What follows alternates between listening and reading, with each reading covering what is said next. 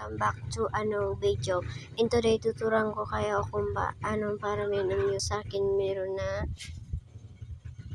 i-download nyo lang to sa Play Store. Search nyo lang yung auto clicker. Pasensya na guys kung maingay dito sa amin. Punta lang kayo sa TikTok or TikTok Lite. Ayan. Di ako takot, mahal kita at di lang basta And then punta kayo dito sa profile. Hintayin lang natin guys. Ayan. So, pipildutin nyo lang yung pangatlo. Ayan, araw na yan na kulay orange. Ito. And then, pag ganyan lang nyo. Number 1, pag ganyan. This, i-click nyo ulit ito yung arrow. Arrow sign na to.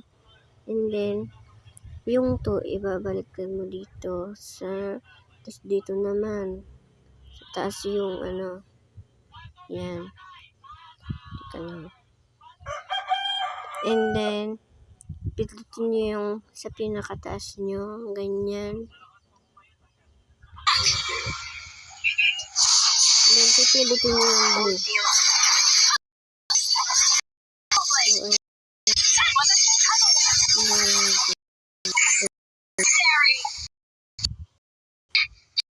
So, ano siya? Ganyan, guys.